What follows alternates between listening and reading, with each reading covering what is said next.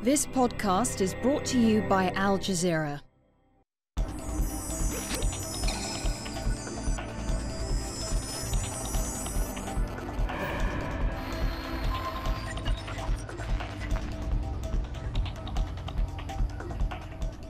Hello, I'm Richard Gisbert, and you're at The Listening Post.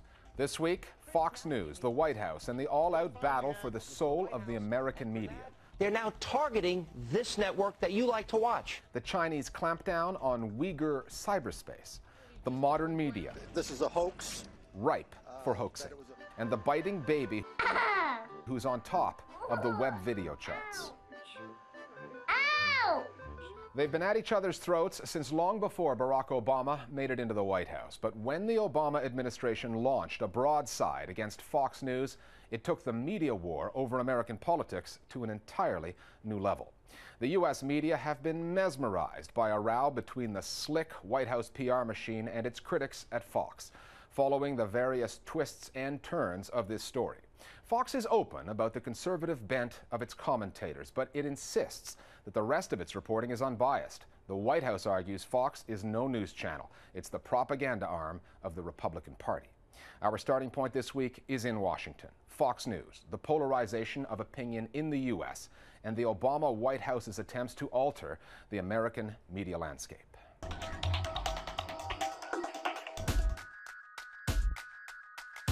On one side, President Barack Obama, 1 year after his election. On the other, Fox News, 13 years after first going on the air.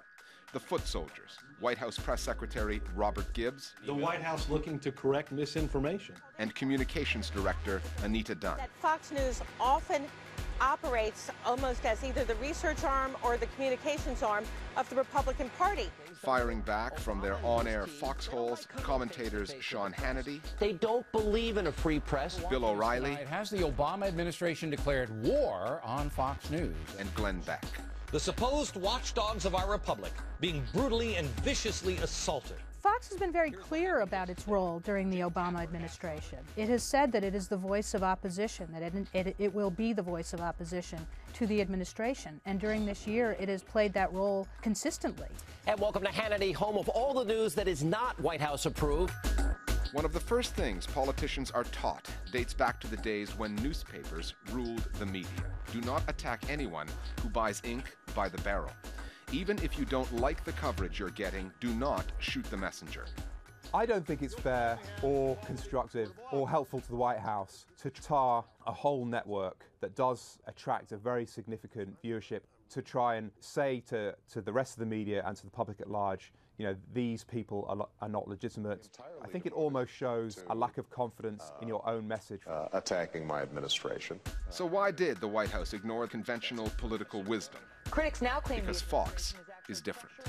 Here you have an entire organization pretending to be news, so the White House is treating them differently, as they should, because it's an organization run by ideology, committed to propaganda. I don't think we're any better off in any way. The White House has labeled Fox what it is and has finally called out Fox for its conduct this past year. And when we see a pattern of distortion, we're going to be honest about that pattern of distortion. I, Barack Hussein Obama, do solemnly swear.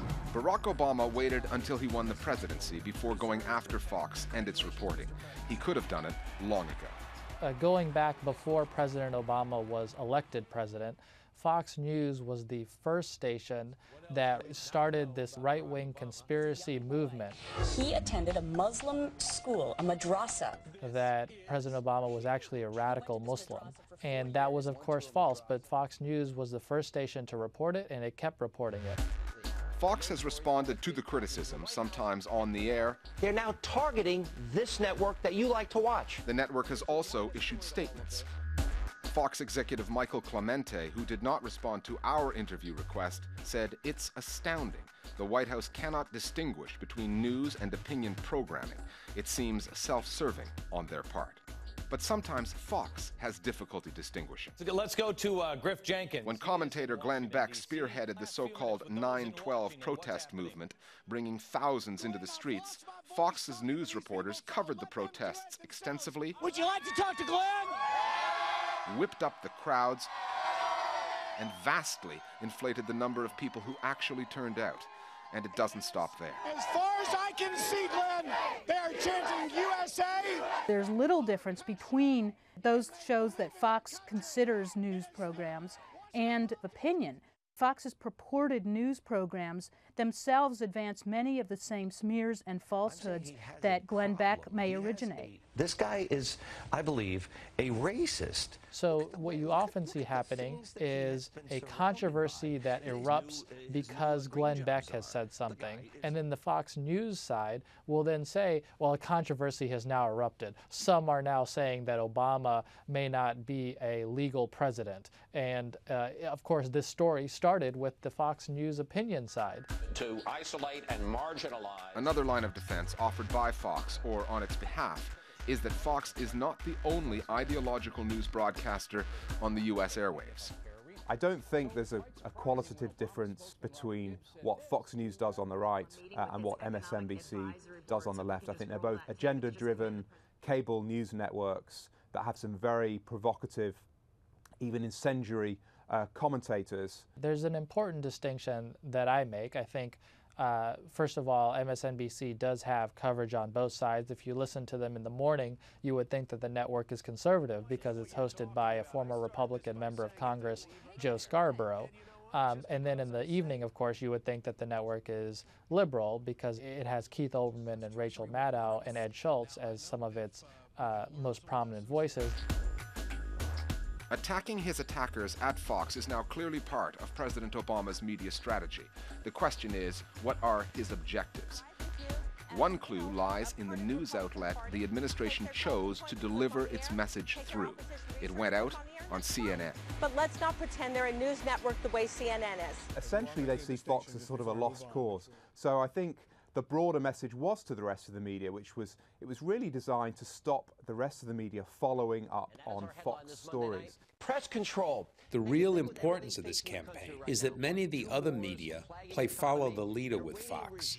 Fox will attack someone, Fox will get on a soapbox, and then sooner or later you'll see the other networks and newspapers and radio stations all following along. In making clear that Fox is not a news organization and that they're to be treated like an opponent, the White House has very clearly said to the other organizations, you should not be following along. But that will not stop Fox from doing what it does. Say that Barack Obama had Marxist tendencies. Especially since, as the network's owner, Rupert Murdoch, happily pointed out, ratings are up. The Fox News motto is fair and balanced coverage of hard news, and we do that. Fox's war with the Obama White House is good for business, and for Murdoch, that's almost always the bottom line. Here's how our Global Village voices see the coverage of Fox and its critics in the White House. I think the White House may be onto something. Think about this. If you're a respectable politician, Fox News is not necessarily the brand you want to be associated with. They're pretty loose with the facts. Politically, they're quite extreme, and they're rabidly opposed to even the most popular things the administration does. It's a canard that MSNBC is the liberal equivalent of Fox News. MSNBC has a conservative host on the air 3 hours, 5 days a week, and there's no liberal equivalent of that at Fox News. But Fox News is also a master at adopting Republican Party talking points, and MSNBC does not do that with the Democrats. Obama's approach is both intelligent and transparent. His administration is spelling out exactly what it's going to do. Whether you agree with it or not, this is rare in any government. If you'd like to be one of our Global Village voices, here's how you can get in touch. Just go on Facebook and look for the Listening Post page. We have more than 2,500 viewers signed up there. You can also follow us through Twitter. We will let you know via Facebook and Twitter what stories we're working on and how you can get with the program. And there's always our email address, listeningpost@aljazeera.net, if you'd rather get in touch the old-fashioned way. Some quick hits from the media world now, Listening Post News Bites. It is not often that the arrival of a journalist into a country is met with demonstrations at the airport, but that's what happened when Swedish journalist Donald Boström landed at Ben Gurion Airport in Israel November 1st. Israelis were demonstrating over an article Bostrom wrote in August, published in Sweden's Aftonbladet newspaper, in which he accused Israeli soldiers of stealing body parts from dead Palestinians. The paper later admitted that it could not prove the allegations, and the story ignited a messy diplomatic spat between Sweden and Israel. The Israeli government labeled the article blood libel, and Sweden's foreign minister cited freedom of the press when he defended the paper's right to report the story. The authorities in China routinely block access to websites that they consider to be politically dangerous. The Uyghur people, a Muslim minority from the region of Xinjiang, are now among those being affected. The media freedom group Reporters Without Borders says it has surveyed access to Uyghur sites in China and found that 85% of them were either blocked, censored, or otherwise unreachable. Violence erupted in July between Uyghurs and Han Chinese in Xinjiang. Almost 200 people were killed. And last month, 6 Uyghurs were sentenced to death for their part in the disturbances. Reporters Without Borders says that by blocking websites and SMS text messaging, Beijing is trying to stop Uyghurs from reporting what is happening in their part of the country. The US-based Committee to Protect Journalists is reporting a sharp spike in the repression of the news media in Morocco. The CPJ says that last month, Drish Chatan, the managing editor of the Al Mashal Weekly, was sentenced to a year in jail for publishing, quote, false information, unquote, about the health of King Mohammed. 2 reporters, Mustafa Hiran and Rashid Mahamid, were sentenced to 3 months each. The CPJ has documented other cases against journalists or their publications this year. There are too many to mention here, all of them for alleged violations of one kind or another. That information is posted on the committee's website, www.cpj.org.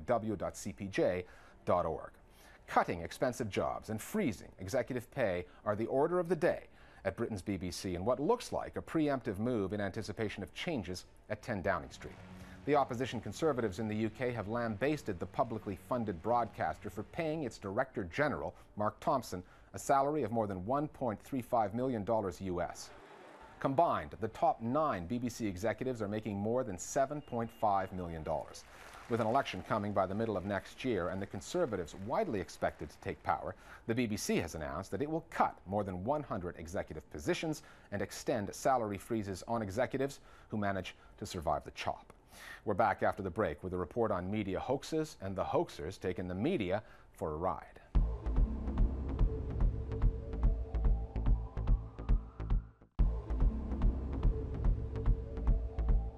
Welcome back. Hoaxing the news media, tricking them into running stories that are just not true, is not a new phenomenon. However, it does appear to be a growth industry. Take the case of the 6-year-old American boy Falcon Heaney, whose parents fooled reporters into believing he was trapped in a homemade balloon as it floated across Colorado, tracked by the U.S. Air Force and the media, when all along the boy was hidden safely at home. The coverage, particularly on 24-hour news channels, was wall-to-wall. What motivates people to hoodwink the media? Some do it out of mischief or for the notoriety. However, as the Listening Post's Meenakshi Ravi reports, there are tricksters who believe their hoaxes serve a greater purpose than mere publicity and leaving red faces in newsrooms around the world. Has not only not been proven, it basically doesn't exist. He said he was from the U.S. Chamber of Commerce. He wasn't. They said this famous singer's hair caught fire. It didn't. 2,000 feet in the air. They all thought there was a little boy in that balloon. Turns out he was hiding at home.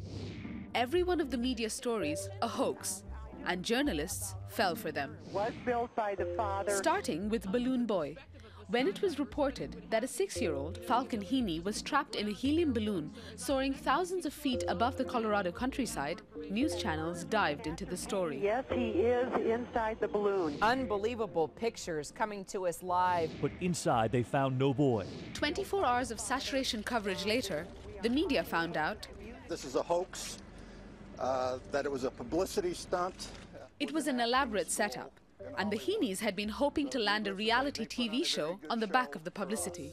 The cable channels are in desperate need, particularly in the U.S., of material with which to fill the airtime. 24-hour news has an insatiable hunger for story. And there it was. Let's not let the facts get in the way of a good story. That's all 24-hour news is pictures and speculation. Media hoaxes are not a new phenomenon. The most famous, the forged Hitler diaries published in 1983 by Germany's Stern magazine and Britain's Sunday Times. There was that fake Howard Hughes autobiography in 1972, widely reported on before it was exposed. And phony pictures of British soldiers torturing prisoners in Iraq were published in 2004, costing the editor of the UK's Daily Mirror his job. But hoaxes seem to be popping up more frequently these days. Star Suckers is the new film by British director Chris Atkins. Most of you have been unwitting participants in our greatest illusions. His film puts forward some provocative ideas on the state of the media. We wanted to show that there was very little truth-telling and very little fact-checking in the British tabloid media. And we also wanted to show how this has spread to all other parts of modern news. Hello, Showbiz. Hello. Atkins and his team went about selling fake celebrity stories to British tabloids, which he said didn't prove difficult. Like the story about British musician Amy Winehouse. We made up a story that she'd had some friends over, but unfortunately they played so many guitars into the amplifier that the fuses broke and all the lights went out in the power cuts. Her and her friend went down, they tried to change the fuses, Amy got an electric shock and her hair set on fire. She has loads of books on like quantum physics. They also said Sarah Harding of British pop group Girls Aloud had a keen interest in and vast collection of books on quantum physics. Both fake stories got published, and that Amy Winehouse yarn, the tabloids didn't just print it, they embellished it. So when that story was printed in The Star, they added that a friend had rushed in and punched Amy in the head to put out the fire. Now, I didn't make that up. That wasn't in our story. So you see how journalists take something that's probably not true and they add value, they add their own spice to it. Star Suckers proved how easy it is to sell fake stories about celebrities. But there are other media hoaxers out there making up the news about serious issues. This is a movie in which the two of us fix the world.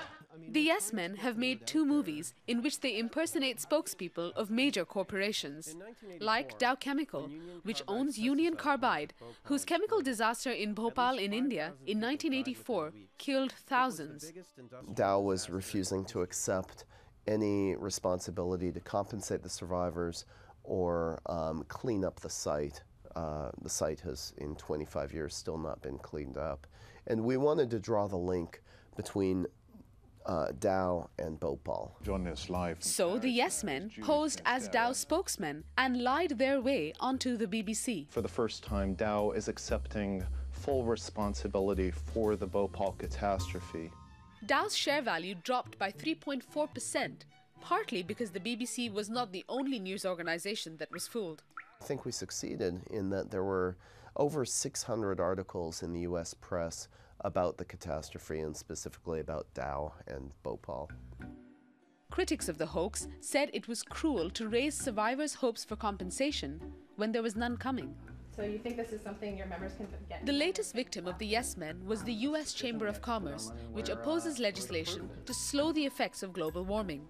When we posed as a Chamber of Commerce spokesperson and announced a change of heart around global warming, the Chamber of Commerce saying it will reverse its position on the climate change bill. Fox Business Network went with it, and so did CNBC and Reuters and some other news outlets. To reduce global carbon emissions and people automatically invest certain people with an undue amount of credibility and believability.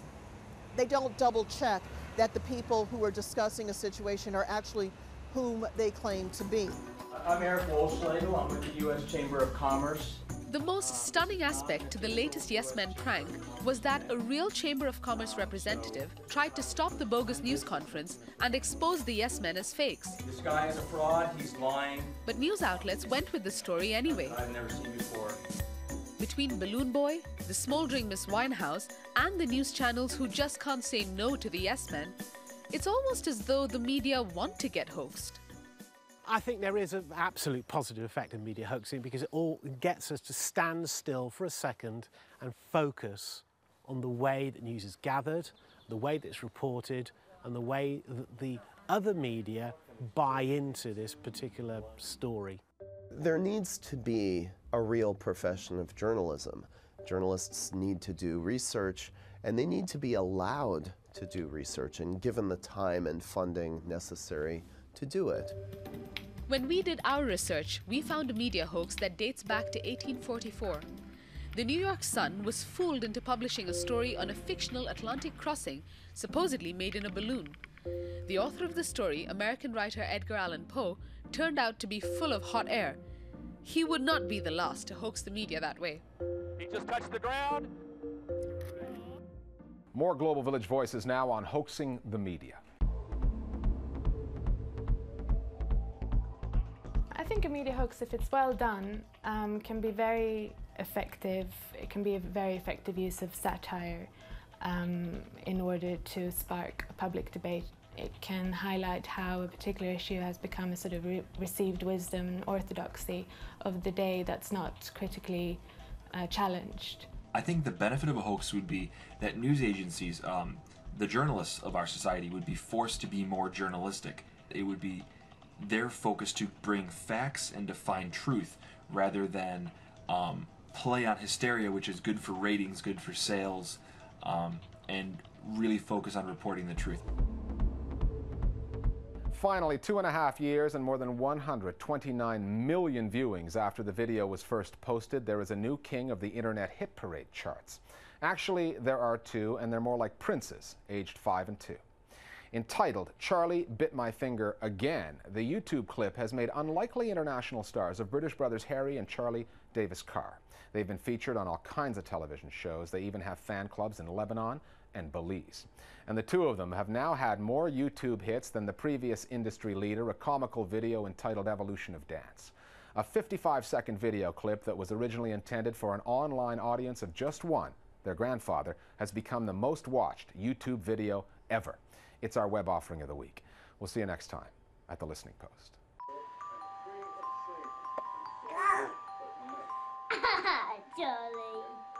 Charlie bit me.